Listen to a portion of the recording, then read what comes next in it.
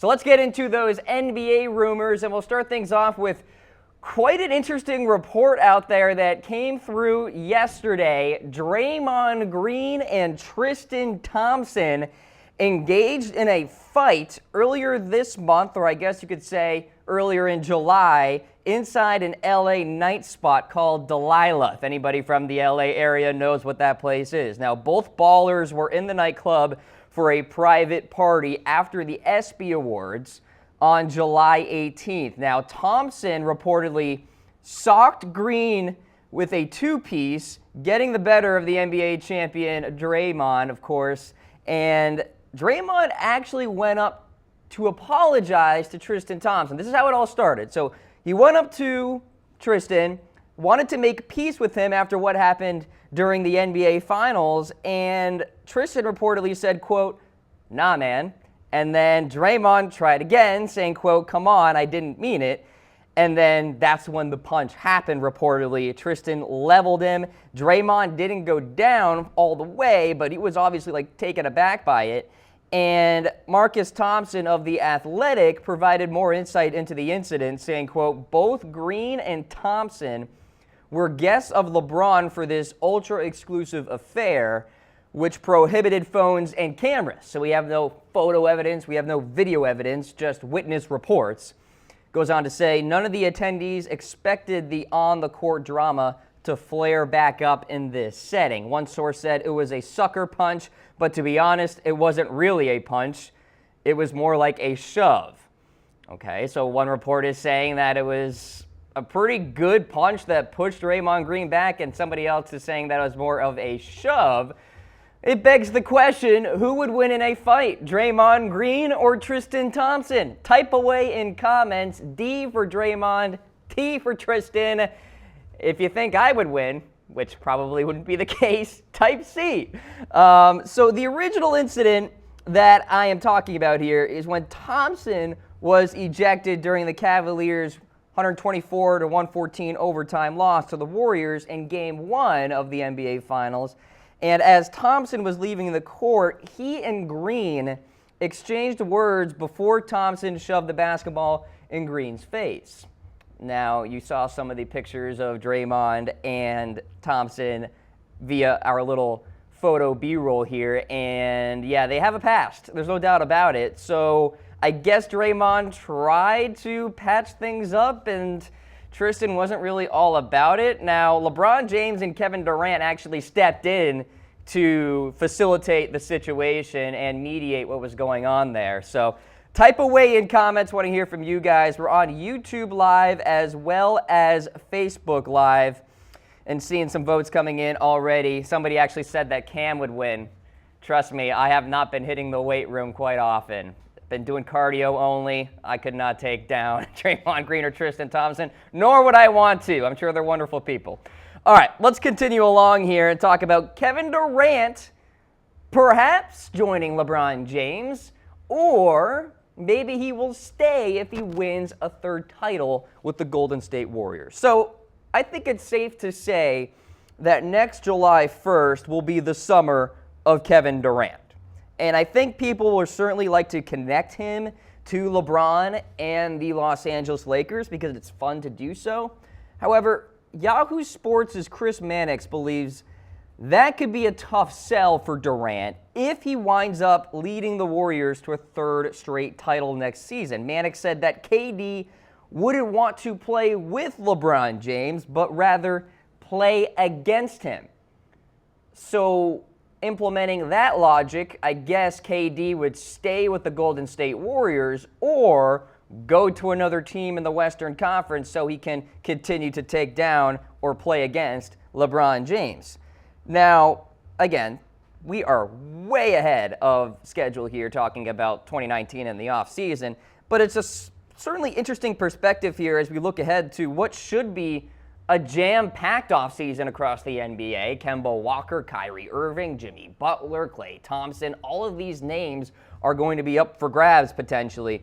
Now, for what it's worth, KD loved the LeBron James decision to go to the Lakers, which is a viewpoint obviously not shared by everybody, a.k.a. Charles Barkley. and Jerry West. I'll talk about Barkley later in the program when we get to some Lakers rumors. Would you want to see KD and LeBron team up? Type Y for yes in comments. Type N for no thank you. I will say this. The Lakers will very much be in the running for a big-time all-star next offseason, whether it is a Kawhi Leonard or a Kevin Durant or something like that. So maybe Durant is part of the equation for LA, but maybe from the Durant perspective, LA is not part of his equation. So keep that in mind. But I do think that will be a really fun storyline to watch for if the Golden State Warriors do indeed capture a title. Will Kevin Durant be like, you know what, I'm okay with GSW, or you know what, I want to go somewhere else, but not LA, so I can battle against LeBron James. Now, the two are friends, of course, so it's kind of surprising to read this rumor here coming from Yahoo Sports. But, hey, it's a little fodder for you guys to think about as we have pretty much a year until we can talk about the final decision there for Kevin Durant. All right, how about Kyrie Irving to the New York Knicks? So this came through yesterday night. According to Mark Stein, there are already, quote, credible rumblings. The Brooklyn Nets and the New York Knicks will pursue Kyrie Irving next offseason. Now, Stein added that Irving's intentions are not all that clear at this point, and this is obviously hardly surprising considering Kyrie Irving is setting himself up for a big-time push to the NBA Finals with the Boston Celtics with Hayward and Horford, etc. So not shocking at all. So in essence, you have the Kyrie Irving camp that is uncertain about the future, but surrounding teams, more specifically the Knicks and the Nets, have their sights set on Kyrie. Now, ESPN.com's Ian Begley first reported in early July that, quote, several executives expect Irving to give the Knicks consideration next summer if he does indeed test free agency. And perhaps he could be a part of that Jimmy Butler rumor and they team up and they play in Brooklyn or New York, the Knicks. And what I say to that is I just don't think it's likely. And I think somebody in the YouTube comments recently said, thank you, somebody who actually feels that Kyrie Irving is not going to the New York Knicks. And I think a lot of people actually believe that, although there are rumors out there that Kyrie may test free agency. He's keeping mum right now, Kyrie is, because he's preparing for a big-time run with the Celtics. Why would he even speak about this? So it's not surprising that Kyrie recently went on record to say, I'm not thinking about that. Why would I? I'm thinking about the Celtics and this season and winning a title. So there you go, the latest surrounding Kyrie Irving. Want to get to a commenter here on YouTube Live. Hunter Scott, hey Cam Rogers, you're my favorite sports reporter. Hunter, thank you. I have a cousin named Hunter. He's a great guy, so by the transitive property, I'm sure you're a great guy too. We appreciate you tuning in. You guys are watching the Cam Rogers Show presented by AutoList. If you're looking for a used or new car out there and you're tired of browsing a million sites, go to Autolist.com to browse the largest source of inventory on the web or download their top-rated mobile app for iPhone or Android today. More NBA rumors to get through. Let's talk about Kent Bazemore here. According to Rockets Wire, the Rockets are interested in making a trade. Now, the Rockets have admired Bazemore and tried to acquire him during the 2016 offseason. You guys may recall that. But the Hawks see Bazemore as a veteran presence, and they would likely want some serious assets via the trade here, talking about perhaps a 2019 first-round pick, maybe Ryan Anderson involved in that package as well, and there would be a strategic decision by the Rockets to actually do that because Ryan Anderson's contract isn't exactly, shall we say, franchise-friendly. So the Rockets are trying to get rid of that contract, and at the same time, you got the Atlanta Hawks that may engage in this Bazemore trade here. Now, Bazemore said he is open to the idea of retiring as a Hawk. He loves the Atlanta area. In fact, he just bought a $2 million mansion. So it sounds like he's not going anywhere, but in the end, it might not come down to his decision-making. He's going to make just below $18 million this coming season, has a player option worth nearly $19 million the following season. So there you go. And I'm reading the YouTube Live comments right now. Harris versus Cam, who would win? You guys know the answer to that. You know. All right, let's continue along here. Talk about Hassan Whiteside. All right, well, apparently the Cavs could trade Kyle Korver and Tristan Thompson, albeit if Thompson doesn't get into another altercation and punch somebody, for Hassan Whiteside. So this coming from Greg Schwartz of Bleacher Report. So Whiteside has been reportedly frustrated with the Heat franchise. Now, Pat Riley recently said that Whiteside won't be traded, but that he has a lot of work to do with the franchise. And so if you want to look at it from a perspective of Whiteside going to the Cavs, he would make a really good duo with Kevin Love, especially if he manages to return to that 2016-2017 form. Whiteside, where he averaged 17 points, 2.1 blocks, and an NBA best 14.1 rebounds per season. So you got Love, who recently signed an extension, by the way, with the Cavs, and Whiteside on that front court. Be pretty good for the Cleveland Cavaliers. Now, in terms of playoff push or making any noise deep into the postseason, I don't think Whiteside would necessarily move the needle. And again, Whiteside has to get back to that 2016-2017 form. But keep that in mind there, that maybe Whiteside could be on the move, which would be contrary to what Pat Riley recently said. But everybody has a price, so keep that in mind too. All right, let's continue along here, talk about Kristaps Porzingis. Before I do, back to my guy Hunter Scott here on YouTube Live. I'm loving this guy. Hey, Cam Rogers, you should run for president in 2019.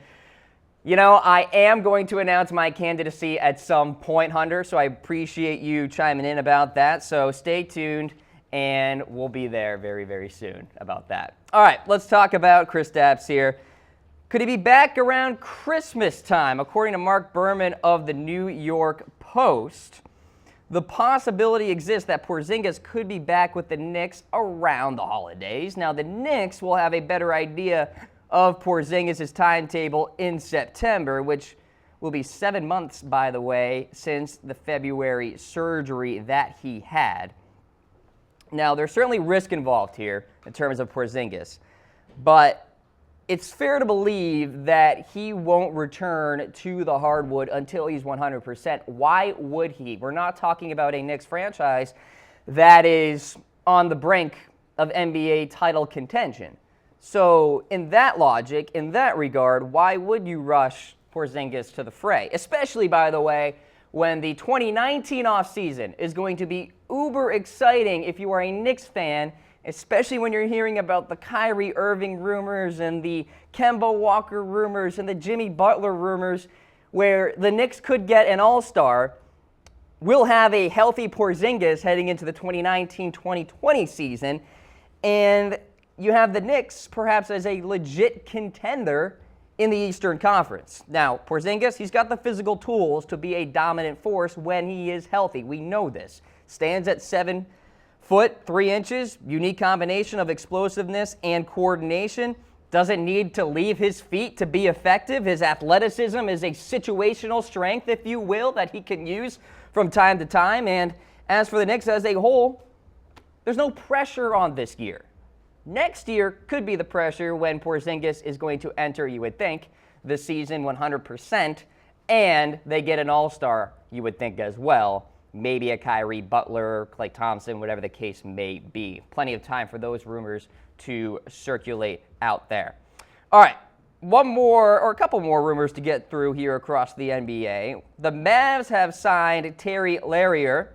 Big-time signing here because he had a really good college career, or end of college career, if you will, with UConn. Now, he played during the summer leagues as well in Vegas and Salt Lake City, and his numbers weren't as great there. Now, for the Mavs, I think this is more to just fill out the training camp roster, so you'll see a lot of news about this stuff throughout the coming weeks here in August. In his 2 seasons at UConn, though, averaged 13.8 points, 4.8 rebounds, 1 assist, shot 40.7% from the floor as well, 37.2 from beyond the arc there. All right, so good signing there for the Mavs. Kind of fill out the training camp roster, see how he does going forward. Maybe get some time in the regular season. All right, Kareem Abdul Jabbar. recently said there is no such thing as the greatest of all time. So LeBron, Jordan, according to Kareem, it really doesn't matter. He was recently on an episode of Undisputed and noted that the discussion is really just for, shall we say, water cooler discussion, or, something you would talk about with your friends waiting for a pizza. Nothing more, nothing less. Kareem went on to say, quote, "The reason there is no such thing as the GOAT is because every player plays under unique circumstances. We played different positions under different rules with different teammates, with different coaches." Now, Kareem is often that third name thrown around there as the greatest basketball player of all time, rightfully so. Incredible resume, 6 NBA titles, 6 NBA MVPs, 9 All-Star appearances, 15 All-NBA selections, and the NBA's all-time leading scorer. Oh yeah, that. So Kareem giving his 2 cents, and I think he has every right to do so, and we should probably kind of go along with his logic here because, yeah, I understand that we're in different eras when we're talking about Jordan in one discussion and then LeBron in another discussion. You can make that same argument, by the way, about the Tom Brady versus Joe Montana greatest of all time deal, where Joe played in a different era and Tom Brady is playing in a different era as we stand right now. So Kareem giving his thoughts on the GOAT. Let's get to J.R. Smith. Could he be traded? Well, he almost was, according to Zach Lowe. So the Houston Rockets were trying their hardest, and pretty much still are, to get rid of Ryan Anderson's contract, which could involve a deal with the Cavs. Now, J.R. Smith has been thrown around as a potential target for general manager Daryl Morey here, and Smith has 2 more years left on his current deal, the same length as Anderson's contract, and Smith stands to earn just $30.4 million in that span, or as you want to put it, $10 million lower than what Anderson has over the next 2 seasons on his contract. So we're talking about savings for the Houston Rockets, which would make some sense, and that's kind of the logic there earlier in the NBA rumors section with the Bazemore deal with the Atlanta Hawks. Now, in theory, J.R. Smith's style of play fits well in that 3-point shooting Houston Rockets squad, a team that is soon going to get Carmelo Anthony within the coming days. Smith averaged 8.3 points, 2.9 rebounds, 1.8 assists in 80 games played this past season.